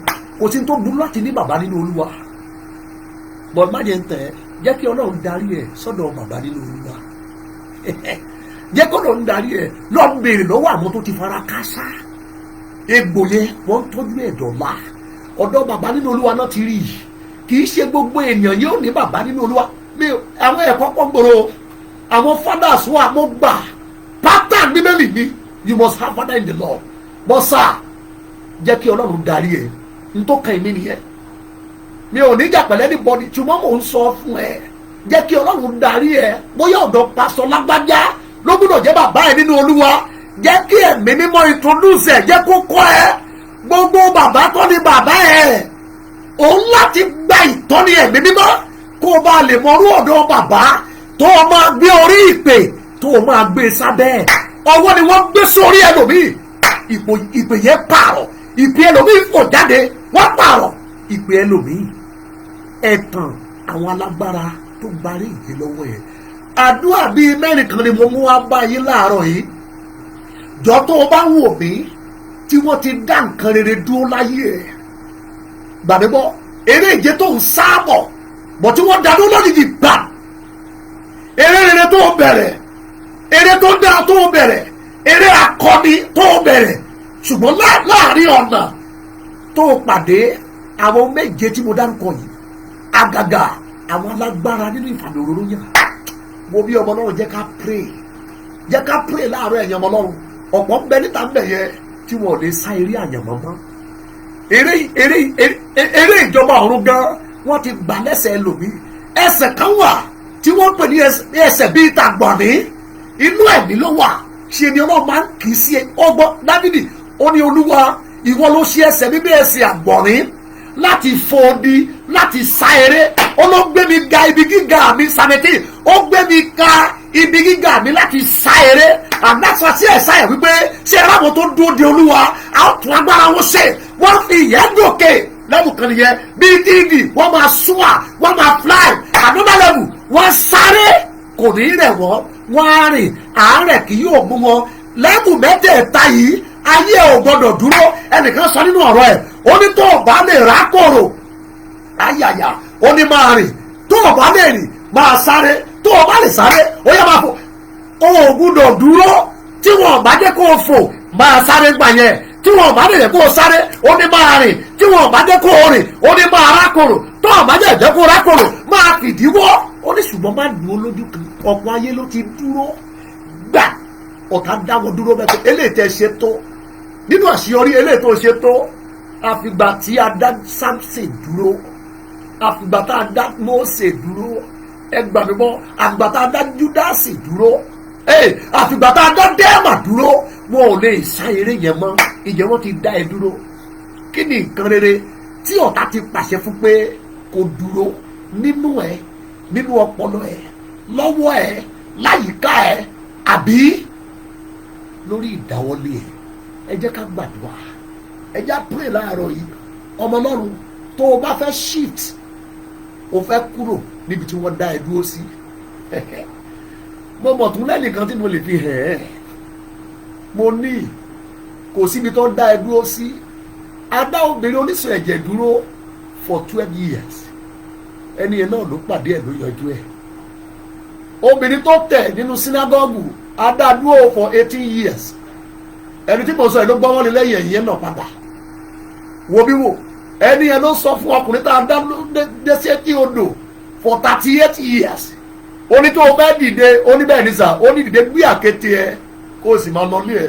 Ẹni yẹn ló sọ fún ẹ pé lóòótọ́ wọ́n pa òun, ṣùgbọ́n òun jíǹde lọ́jọ́ kẹta. Òun ni Ọlọ́run, òun lolúwa láàyè àti òkú. Òun jíǹde lọ́jọ́ kẹta, òun wà láàyè títí láé. Òun ló rán mi wá bá ẹ láàárọ̀ ẹ pé kí ni nǹkan rere tí wọ́n ti dá dúró nínú ayé ẹ, nínú ọpọlọ ẹ, nínú iṣẹ́ ẹ, nínú márèjì ẹ. Kí làwọn nǹkan rere eléyìí tí ọ̀tá ti pàṣẹ pé ẹ dúró bẹ́ẹ̀, ẹ má sa eré mọ́, ẹ dúró bẹ́ẹ̀. Ẹlòmíì ikú ni wọ́n fi dá eré ìje ẹ̀ dúró, ẹlòmíì àìsàn ni wọ́n fi dá eré ìje ẹ̀ dúró, ẹlòmíì àkóbá ni wọ́n fi dá eré ìje ẹ̀ dúró. Ẹ wá lọ wo ẹjọ́ yẹn ní ilé ẹjọ́ tí dàkọ yìí, àwọn míì ti wà ní ilé ẹjọ́ báyìí, àkóbá ní tẹlòmíì, ọ̀rọ̀ tí ò mọ wọn ní ẹ kó bá kó má lè sa eré yẹn mọ́, ohun tí ò ṣe ẹ parọ́ ẹ̀ mọ́ kó má bàa lè lọ́mọ. Ìjọba nínú nǹkan tó dálẹ̀ kò gbọ́dọ̀ dúró ni wọ́n ṣe ní kí wọ́n bá ẹ, torí àwọn kan wà tí wọ́n máa ń pàṣẹ pé káyé yàn dúró.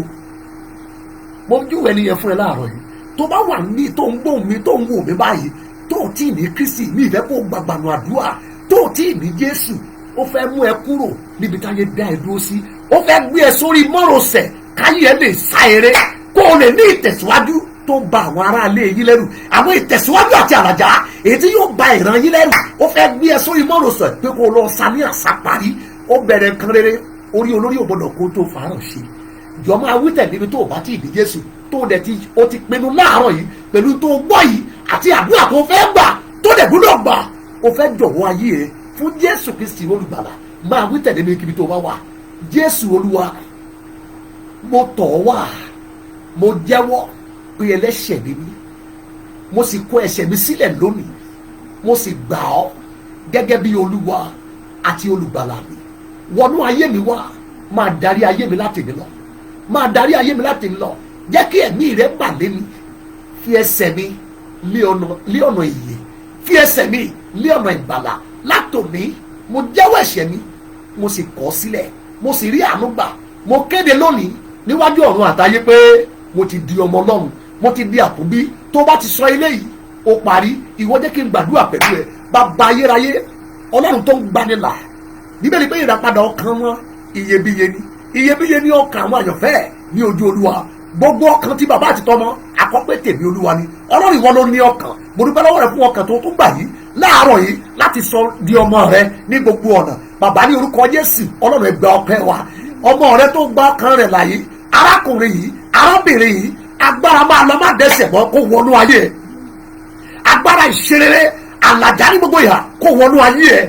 Látẹ̀lé lọ, orí ọ̀fẹ́ tó gbà ẹ́, orí ọ̀fẹ́ yẹ kó pa ẹ mọ́. Ẹ̀jẹ̀ tá a fi ṣe ní ìdáǹdè ẹ, ẹ̀jẹ̀ Jésù kó máa pa ẹ mọ́. Látẹ̀lé lọ, máa dàgbà sí Ọlọ́run, sí ìmọ̀ ẹ̀, sí agbára rẹ̀, sí ìwà bẹ́ẹ̀ àti àdúrà. Ó yá agbára ìdàgbàsókè kó wọnú ayé ẹ. Ó ní backslide, ó ní padà sẹ́yìn mọ́. Ète ìdánwò ayé àti ẹ̀ṣẹ̀ kò ní mú ayé ẹ mọ́lẹ̀. Ó máa tẹ̀síwájú. Agbára tó rìn lórí ẹ̀ṣẹ̀ kó wọnú ìpín ẹ. Bẹ́ẹ̀ ni kò sì rí. Ògo ni forúkọ Olúwa, lórúkọ Jésù Kristi Olúwa wa. Tó o bá ti ṣe eléyìí, ó ti tán. Ìwọ ní gbogbo ìgbà tí lockdown bá ti kúrò, darapọ̀ mọ́ iṣẹ́ ìránṣẹ́ kan ní àdúgbò ẹ, ṣọ́ọ̀ṣì kan tó wà ní abá ẹ, tó o mọ̀ pé wọ́n ti ń gbàdúrà tí wọ́n lè ń sọ ọ̀rọ̀ Ọlọ́run. Darapọ̀ mọ́ wọn nínú ìjọ yẹn, ẹjọ́ máa dàgbà nínú ìmọ̀ Olúwa, kẹ́ẹ̀dẹ̀ máa retí bíbọ̀ Jésù ní ẹlẹ́ẹ̀kejì tó lọ́ padà bọ̀ o láti wá kó àwọn àyànfẹ́ nínú ayé. So torí náà lẹ́yìn tó ṣe léyìí, wọ́n ti ń yọ̀ lọ́run báyìí, inú wọn ti ń dùn kó wọn lédè, torí ọ̀rọ̀ ó fi ìdí ẹ̀ múlẹ̀ pé ayọ̀ ń bẹ lọ́run lórí ẹlẹ́ṣẹ̀ eléyìí tó ronú padà. Tó bá ti ṣe léyìí, ó ti dàpọ̀ mọ́ ilé ìgbàgbọ́ níbi tágbára àti ògo wà. So torí náà àti wọ́ àtẹ̀mí àtàwọn aráàlú ìgbàgbọ́ tó kù, ẹja wá gbàdúrà, ẹ pe orúkọ Jésù olùgbàlà. Mo fẹ́ kẹ́ gbàdúrà pẹ̀lú ìtara ní pápá àpàlà ó ṣe ìṣẹ́jú péréṣe ló kù ká tó kò lórí ètò yìí. Ẹ pe orúkọ Jésù lóhùn rárá. Ẹ̀yin agbára àdèmọ́lẹ̀ àti àkànmọ́lẹ̀ tẹ̀ ń ṣiṣẹ́ àlẹ́ ìbá àti àfàìtó lórí ayé mi. Mo fẹ́ kẹ́ gbàdúrà yẹn. Ẹ̀yin agbára àdèmọ́lẹ̀ àti àkànmọ́lẹ̀ tẹ̀ ń ṣiṣẹ́ àlẹ́ ìbá àti àfàìtó lórí ayé mi, lórí iṣẹ́ mi, lórí ìgbéyàwó mi, lórí àwọn ọmọ mi, lórí iṣẹ́ wàá máa yá, wàá máa kà lórí ètò ìṣúná mi. Ẹ̀yin agbára àdèmọ́lẹ̀ àti àkànmọ́lẹ̀ tẹ̀ ń ṣiṣẹ́ àlẹ́ ìbá àti àfàìtó. Ẹlòmíì lé wọn òjò bá, ẹlòmíì fà wọn òjò tọ́ra títí wọ́n fi pààràyàn bẹ́ẹ̀ tí wọ́n gbé ayé ẹ bu tí wọ́n gbélé lọ́wọ́. Ẹ pé Jésù gan. Ẹ̀yin agbára àdèmọ́lẹ̀ àti àkànmọ́lẹ̀ tẹ̀ ń ṣiṣẹ́ àlẹ́ ìbá àti àfàìtó lórí ayé mi, lórí iṣẹ́ mi, lórí àyànmọ́ mi, ẹ já ìdè yín lára mi. Ó yẹ gba aládùúgbò bẹ́ẹ̀. Ó yá gbàdúrà yẹn. Ẹ̀yin agbára àdèmọ́lẹ̀ àti àkànmọ́lẹ̀ tẹ̀ ń ṣiṣẹ́ àlẹ́ ìbá àti àfàìtó lórí ayé mi, lórí iṣẹ́ mi, lórí àwọn ọmọ mi, lórí ìdáwọ́lé mi. Ẹ̀yin agbára àkànmọ́lẹ̀ sọmọ́lẹ̀ àdèmọ́lẹ̀ tẹ̀ ń ṣiṣẹ́ àléébá àti àfàìtọ́ lórí ayé mi ẹ já ìdè yín lára mi ìdè yín kó já Jésù Kristi Olúwa wa amen. ṣé ẹ gbàdúrà yẹn sàn mẹ́sẹ̀gì mo fẹ́ kẹ́ ẹ tún àdúrà ẹ gbà ó tọ́ mo ń sọ fún yín wọ́n ti dá ọ̀pọ̀lọpọ̀ dúró ń ta mẹ́ẹ̀ Jésù ní kí ló ṣe mẹ́ẹ̀ ṣo fẹ́ dìde ṣo fẹ́ sáré padà ó ní bẹ́ẹ̀ ni sà ó ní ẹ sì sà àdèmọ́lẹ̀ àti àkànmọ́lẹ̀ ló dá mi dúró sí for 38 years ó ní gbogbo gbàtọ́ bá ti fẹ́ ṣoríire ẹlòmíà sì kọjá wọn Jésù ni ó tó gẹ́ ó kù méjì kó pé 40 ọdún tí wọ́n ti dá dúró sí tìlú gbẹ ẹ̀yẹ ọmọ Ọlọ́run iṣẹ́ ìyanu ń ṣe wájú ẹ̀ báyìí ayé ẹ̀ di àléèbá àti tó bá ti fẹ́ wọnú omi yẹn àwọn èèyàn ṣáájú ẹ̀ kí ló ń pè yẹn àléèbá àti àfàìtó many people wà ń ta ń bẹ̀ yẹn àléèbá ni wọ́n gbé wọnú ìṣẹ̀dá wọn wọ́n lé nǹkan rere wọn kì í bá kó tó bá wọn pa ìmí nínú wọn àlọ́ ọ̀gọ́dọ̀ musẹ́ àléèbá ló ń ṣe ọmọ skul mi ló ń ṣe student mi àléèbá ló fi sáàkẹ́ lómi níbi iṣẹ́ nítorí agbára kan wà tó di ayé ẹ̀ mọ́lẹ̀ tó sun ayé ẹ̀ mọ́lẹ̀ ẹ tún àdúrà yẹn gbà ẹ̀yin agbára àdèmọ́lẹ̀ àti àkànmọ́lẹ̀ tẹ̀ ń ṣiṣẹ́ àléèbá àti àfàìtọ́ lórí ayé mi ẹ já ìdè yín lára mi ó yá àdúrà yé pàápàá lábalábà òòṣà rígẹ́lígà lábalábà òòṣà tara ẹ gbàdúrà yẹ ẹ já ìdè yín lára mi báyìí ẹ já ìdè yín lára mi ẹ̀yin agbára àkànmọ́lẹ̀ àti àdèmọ́lẹ̀ ètò ìṣiṣẹ́ àléèbá àti àfàìtọ́ lórí ọ̀rọ̀ ayé mi àti iṣẹ́ mi lórí ọ̀rọ̀ àwọn ọmọ mi àti ìgbéyàwó mi lórí ọ̀rọ̀ iṣẹ́ rẹ wọ́n máa ya kiri lórí ọ̀rọ̀ okòwò ẹ lórí ẹ̀dásílẹ̀ olórin ní ìwọ ló máa gbàdúrà kì í ṣe gbogbo àwọn olórin ló tà ìwọ náà gbàdúrà ẹ̀yin àkànmọ́lẹ̀ ẹ̀yin àdèmọ́lẹ̀ tẹ̀ ṣiṣẹ́ àfàìtọ́ àti àléèbá nínú ìràwọ̀ mi ẹ já ìdè yín lára mi lórúkọ Jésù Olúwa wa amen. mo fẹ́ gbàgbọ́ pé ń gbàdúrà number 2 ẹ gbàdúrà number 2 ẹ̀yin àgbékalẹ̀ òrìṣà ẹ̀yin àgbékalẹ̀ òrìṣà tẹ̀ ń gbẹ̀jẹ̀ mo fẹ́ kẹ́ ẹ pray ẹ̀yin ọmọ Ọlọ́run I'm telling you ọ̀pọ̀ iṣẹ́ ìyanu ni yóò ṣẹlẹ̀ lẹ́yìn àdúrà yìí a máa bà yín lẹ́rù ọ̀pọ̀ iṣẹ́ agbára òní ó bẹ̀rẹ̀ sí ní ṣe lẹ́yìn àdúrà yìí kò dákán dá ẹ dúró bàbá tó bí èmi àti ẹ ìbá parí ẹ àwọn kan ló ṣí lọ́wọ́ ibi tí wọ́n ti ṣí màmá ẹ lọ́wọ́ ibẹ̀ ni wọ́n náà dé tó padà sílé yín nílé ọkọ jẹ́ kó yẹ tí mo sọ yé ẹ láàárọ̀ Yorùbá wọ́n ń dá ayé àwọn èèyàn dúró ń ta mẹ́rẹ̀ wọ́n á dẹ̀ sọ fún ẹlòmíì pé ibi tó ṣe rere tó ohun tó gẹ́ dúró bẹ́ẹ̀ ẹ ọkọ mi náà ní ẹ̀bọ̀ mi ìfẹ́ kó ga jù mi ìfẹ́ kó ga jù mi ìfẹ́ kí gbogbo èèyàn tiẹ̀ gbóhùn ẹ ẹ̀rù ló bẹ́ ẹlòmíì ó sì di ọkọ ẹ̀ mọ́lẹ̀ ó nítorí obìnrin ní kó má bàa fẹ́ ẹ gbà mí gbọ́ ayé tó yẹ kó wá kó èrò tó yẹ kó káyé ọkọ ẹ̀ bọ́ṣọ sí lọ́rùn wọ́n sì rí ìhòhò jáde láyé torí ẹnìkan fi ìtara òdì ó fi dé bàbá yẹn mọ́lẹ̀ ẹjá lọ gbàdúrà tó bá gbọ́ mi tó wá láti ilé olórogún má máa gbàdúrà bíi bébì gbàdúrà bíi mature man mature woman ẹ̀yin àgbékalẹ̀ òrìṣà tẹ̀ ń gbẹ́bọ ẹ̀jẹ̀ tẹ̀ jẹ́ kí ayé mi kó sa eré ẹ gbàdúrà gan sa Jeroboamu wípé eré tẹ́ ẹ sá tó nínú 1 Kings 12:28 ó ní eré tẹ̀yìn ọmọ Ọlọ́run sá lọ máa sin Ọlọ́run ní Jerusalemu ó ti tó gẹ́ ó dẹ̀ gbé òrìṣà màlúù ó gbé sí Bẹ́tẹ́lì láti jọ́nà àtàyé àwọn tó Júdà mẹ́ ayé wọn dó bí wọn ò lè sá eré mọ́ torí ẹnìkan ó gbé òrìṣà kalẹ̀ síbẹ̀ ẹ̀yin àgbékalẹ̀ òrìṣà tẹ̀ ń gbẹ́bọ ẹ̀jẹ̀ tẹ̀ ń gbẹ́bọ ètùtù tẹ̀ jẹ́ kí ayé mi ó sáré tẹ̀ jẹ́ kí iṣẹ́ mi ó sáré tẹ̀ jẹ́ kí ilé mi ó sáré ẹ já ìdè yín lára mi ẹ pè Jésù ó yá àdúrà bẹ́ẹ̀ oya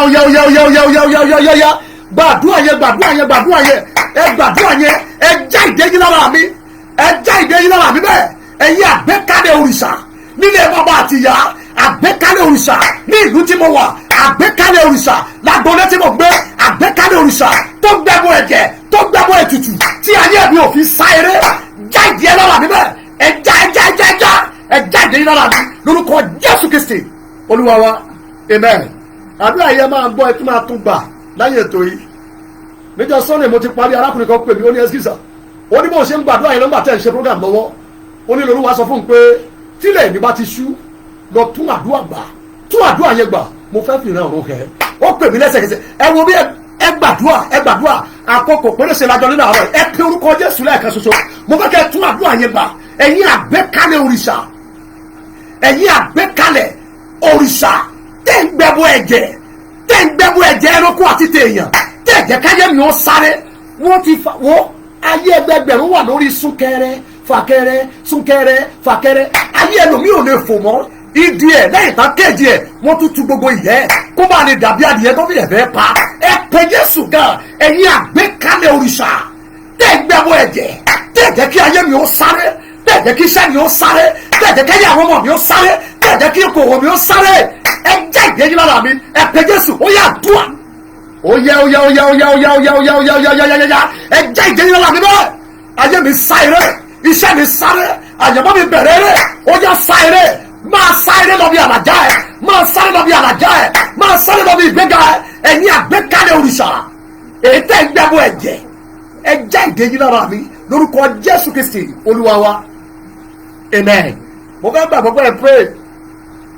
fẹ́ gbàgbọ́ pé ẹ pray o òòṣà kan wà tán gbé kalẹ̀ tó ń gbẹ́bọ ẹ̀jẹ̀ tó bá rí ẹgbẹgbẹ̀rún èrò láyé tó so mọ́lẹ̀ tí ò jẹ́ kán fò ètò Ọlọ́run yàtọ̀ sí ètò òrìṣà gbogbo ohun tí Ọlọ́run bá ti fẹ́ sọ ayé ẹ̀dá òrìṣà ò ní gbà torí ìpinnu títí ẹ̀ ó yàtọ̀ sí ètò Ọlọ́run ok òrìṣà tẹ́ ń sìn nílé yín bíbélì ti ẹ̀dá kí ló kọ sínú ìwé tiẹ̀ irọ́ ni wọ́n ń pa májẹ̀ kan tẹ̀ ẹ̀tàn ní tọ́ máa ní kó wọ́n gbàdúrà bí eléyìí wọ́n tẹ̀ ẹni o I'm telling you wọ́n tẹ̀ ẹni.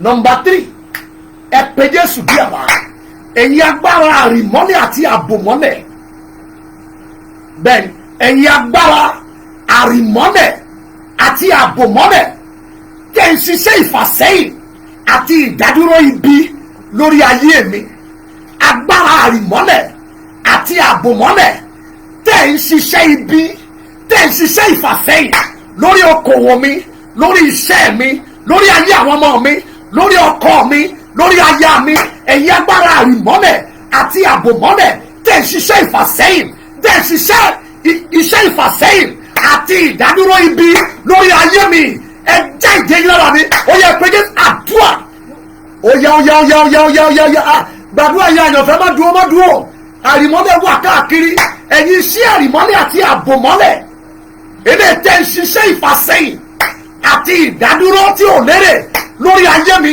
lórí iṣẹ́ mi ẹ jẹ́ ìdíyẹ lára mi lórúkọ Jésù Kristi Olúwa wa amen. ẹ̀yọ́ ọmọ náà ẹ pray ohun tó bá ti wọlé ó lè bà ayé èèyàn jẹ́ bẹ́ẹ̀ni ọ̀pọ̀ ayé ẹ̀ ìpín ẹ̀ ṣe ni wọ́n lọ fi gbòó sọ́wọ́ ilẹ̀ ní orílẹ̀-èdè kan ní àṣà kan kò sí tó lè ṣe mẹ́ẹ̀ láì rí nǹkan mọ́lẹ̀ ìrìmọ́lẹ̀ ká yé ilé tó ń gbé oníkòsárì mọ́lẹ̀ mẹ́ oye mọ́ àdúgbò tó gbé ṣọ́ọ̀bù ẹ̀ sí àdúgbò tó kọ́lé sí yẹn àwọn ìyànà tó wọ àdúgbò yín yẹn bẹ́ẹ̀ àwọn àárín ọjà tó ti lọ ń tajà yẹn kò sárì mọ́lẹ̀ mẹ́ gbogbo àwọn ṣọ́ọ̀bù àwọn complex tó wọ̀ láyìíká yẹn àbúrò pé ẹnu òfó máa ń dún yànmùyànmù ni ẹ gbà mí gbọ́ àrìmọ́lẹ̀ ló sọ ayé àwọn èèyàn mú àwọn àrìmọ́lẹ̀ àti àbòmọ́lẹ̀ ibùdó ó tún wà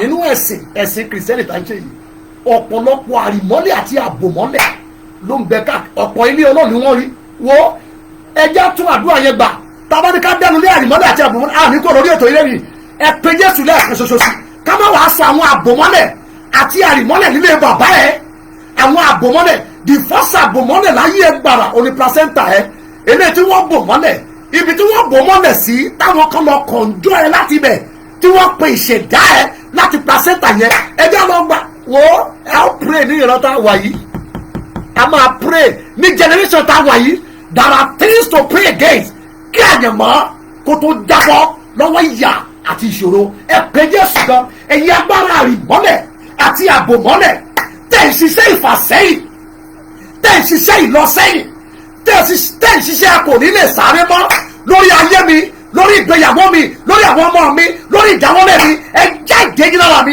ẹ pé Jésù ó yá àdúrà ó yá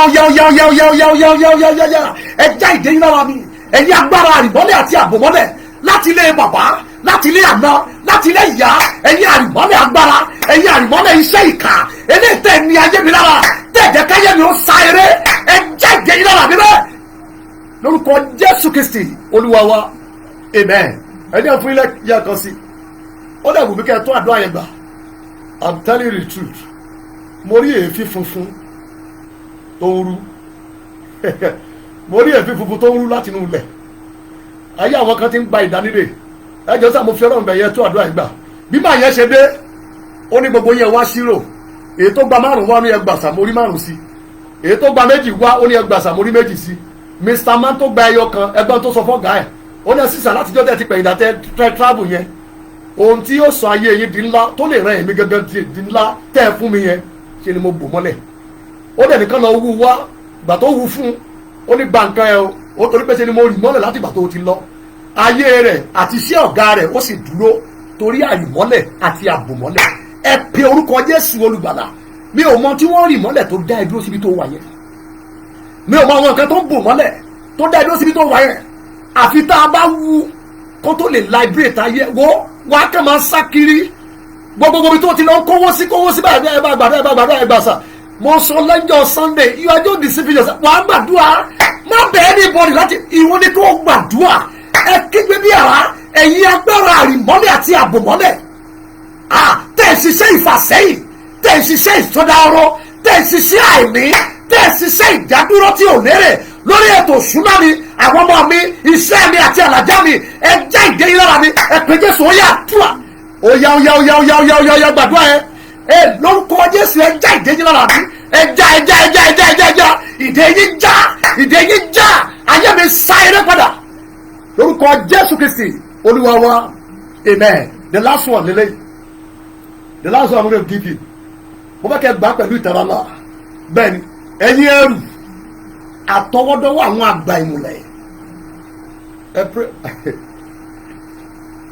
ẹnìkan ní ẹ jísà báwo ló ṣe fẹ́ interpret àdúrà tẹ́ ń pè yìí ẹ̀mí máa kọ́ ẹ já lọ gbàdúrà ẹ̀yin ẹrù àtọwọ́dọ́wọ́ àwọn àgbà ìmùlẹ̀ ilé bàbá mi iṣẹ́ wọn ni pé gbogbo ọmọ ilé yìí ẹgbẹ́ nǹkan rù wọ́n èyí tí ò ní jẹ́ kí ayé wọn sáré torí tó bá sáré òṣàlẹ̀ yóò bínú òṣàlẹ̀ òdẹ̀fẹ̀ kan sáré wọ́n ní ẹgbẹ́ ẹrù lé gbogbo wọn lórí gbogbo ọmọ náà yẹn pátá lọ́wọ́ wọn láti bẹ̀ dópin ṣe lọ́rùn ń wọ àyànmọ́ wọn ò lè sáré ẹ pe orúkọ Jésù wàá kígbe ẹ lanà lójijì ẹ̀yin ẹrù àtọwọ́dọ́wọ́ àwọn àgbà ìmùlẹ̀ awo ilé bàbá mi ẹ orí mi kì í sórí ẹrù yín ẹrù tẹ gbélé mi lórí níjọba tẹ̀mí ẹrù tẹ gbélé àyànmọ́ mi lórí níjọba tẹ̀mí ẹrù tẹ gbẹgbẹ ilé ìgbéyàwó mi lórí ẹrù tẹ gbélé ìpín àti ìṣẹ̀dá mi lórí ẹ̀la iná lẹ́sẹ̀kẹsẹ̀ ẹ̀yin ẹrù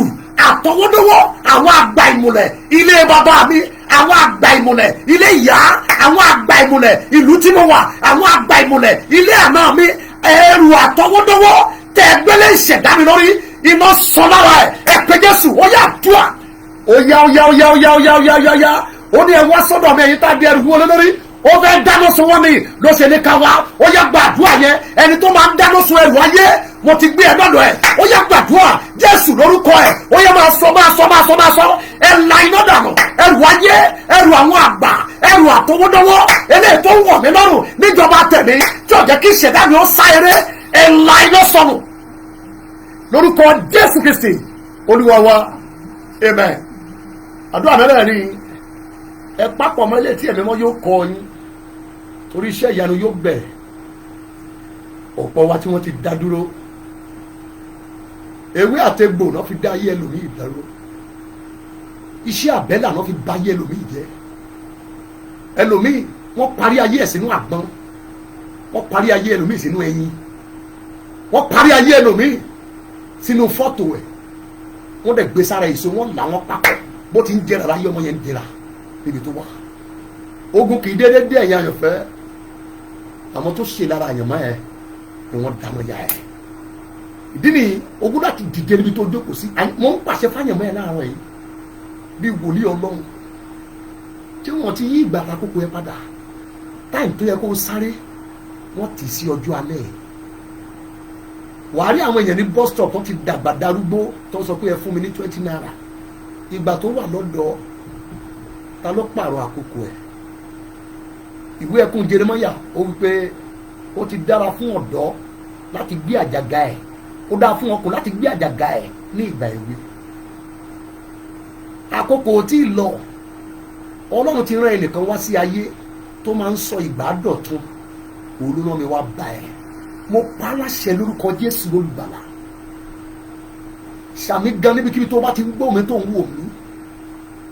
Ẹrù àtọwọ́dọ́wọ́ àwọn àgbà òkùnkùn níran yín, nílé bàbá yín, nílé ìyá ẹ, nílé bàbá ẹ, nílé àná ẹ, tí ò jẹ́ kí ayé ẹ sá eré, lórúkọ Jésù Kristi ó ti dọ́dọ̀ Ọlọ́run ìdájọ́ báyìí. Ìdájọ́ òun rèé, ẹrù yẹn gbiná lórí ẹ wá, ẹrù yẹn la iná sọnù, ayé ẹ dìdélẹ̀, ayé ẹ sáré, iṣẹ́ ẹ sáré, àyàmọ́ ẹ sáré, iṣẹ́ tó wà lọ́wọ́ ẹ sáré, ò ní ṣe dádúró mọ́. Mo sọ tẹ́lẹ̀ lórúkọ Olúwa, àgbékalẹ̀ òrìṣà ìbílẹ̀, àgbékalẹ̀ òrìṣà ìbílẹ̀ tó ń gbẹ̀jẹ̀gbẹ̀ bọ táwọn ọmọ ìran yín, táwọn ọmọ ilé yín ò fi rí eré ìje sá parí nínú àyàmọ́, nínú àlàjá, nínú àṣeyọrí, nínú okòwò, nínú ọrọ̀. Ní orúkọ Jésù, ìdè wọn já lára ẹ, ayé ẹ dìdélẹ̀, ayé ẹ sá eré, iṣẹ́ yẹn máa sáré, ògo ẹ bẹ̀rẹ̀ sí sáré láti nínú, ò ní ṣe mú mọ́lẹ̀. Mo pàṣẹ lórúkọ Jésù, àmúmọ́lẹ̀ ọ̀rọ̀, àmúmọ́lẹ̀ èpè, àmúmọ́lẹ̀ àṣẹ, àmúmọ́lẹ̀ iṣẹ́ ìkà, eléyìí tó dá dúró wájú, tó dá dúró lẹ́yìn, tó há ẹ láàyè tó kó má sá eré mọ́. Ní orúkọ Jésù, ọ̀rọ̀ yẹn wọlé, ayé ẹ sá eré padà.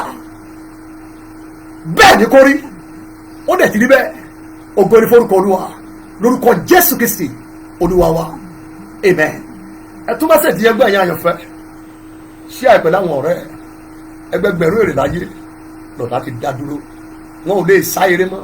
Ẹlòmíì wà lọ sípítù kò lè sá eré mọ́, ìmíì wà lọ́gbà ẹ̀wọ̀n, eré ìje yẹn wọ́n ti gbà lọ́wọ́ ẹ̀. Ẹlòmíì kò yarọ, kò wà lọ sípítù, ṣùgbọ́n eré yẹn wọ́n ti fi agbára ìfàmìlíyàn wọ́n ti fi gbà lọ́wọ́ ẹ̀. Ó kàn ń lọ pẹ̀lú ìṣe lásán, wọ́n ti gbójú ṣe lọ́wọ́ ẹ̀. Àyànfẹ́, tún mẹ́sẹ̀jì yìí gbọ́, kí wọn náà gbàdúrà, tilẹ̀kùn mọ́rí, bá Ọlọ́run sọ̀rọ̀ pé ayé ò ṣe dá dúró, ayé ò ṣe dí lọ́wọ́. Sọ fún Ọlọ́run pé gbogbo agbára tó dí àwọn ìran yín lọ́wọ́, tó ń dá bàbá tó bí ẹ lọ́mọ dúró, kí wọ́n ṣí kúrò níwájú ẹ, káyé tìrẹ sáré. Wọ́n rán ẹ wáyé ni, ó dẹ̀ gbúdọ̀ mí ayé kó o tó jáde láyé. Ó ní kú sí oríta tó wà yẹn, ọ̀nà máa ń là fún ẹ. Bẹ́ẹ̀ ló máa rí, ó dẹ̀ kiri bẹ́ẹ̀ lórúkọ Jésù Kristi Olúwa wa. God bless you, God bless you. Ẹ̀yọ́ ọmọ Ọlọ́run, mo fi ìyọ́nú Ọlọ́run bẹ̀ wá. Ìpàdé open doors wa, ẹ̀rí, ó bẹ̀rẹ̀ lọ́jọ́ Thursday. Ìgbà náà lẹ́tù tún rí mi ní ojú òpó yìí. So mo ń gba Ọlọ́run gbọ́ pé mi àtúnyá tó pàdé nípa orí ọ̀fẹ́ Kristi Jésù olùgbàlà. Ẹ tún àwọn mẹ́sẹ̀gì gbọ́, ẹ tún àdúrà inú ẹ gbà. Olúwa yóò ṣí ẹ lójú, yóò fi ìran bàmì hẹ́. Àwọn kankan wà tí ó bẹ̀rẹ̀ sí ní ṣe ẹni rere ní àyíká ẹ, inú ẹ yóò sì dùn padà. Àwọn kan wọ̀nyí ló ń láti mọ̀, torí Ọlọ́run wà fún ẹ, torí Ọlọ́run wà fún ẹ. So ẹja pàdé ní ọjọ́ Thursday ní agbára Kristi olùgbàlà ní aago 9 ní àárọ̀ lọ́jọ́ Thursday, the hour of open doors. Ẹ jẹ́ ká pàdé láago 9. Ẹ sọ fún àwọn ọ̀rẹ́ yín níbikíbi tó máa wà níbi iṣẹ́, ẹni kí wọ́n connect pẹ̀lú mi, kájọ bá Ọlọ́run sọ̀rọ̀, kájọ gbàdúrà, kílẹ̀kùn tó tì ó sì ṣí padà. Lórúkọ Olúwa yóò dára fún yín. Orí ọ̀fẹ́ Jésù kó wà pẹ̀lú yín, kó wà pẹ̀lú èmi náà, kó dára fún wa jù báyìí lọ, kọ́nà wa ńlá jù báyìí lọ, ká dẹ̀ ṣe rere. Bẹ́ẹ̀ ni yóò sì rí lórúkọ Jésù Kristi Olúwa wa, amen. God bless you. God bless you.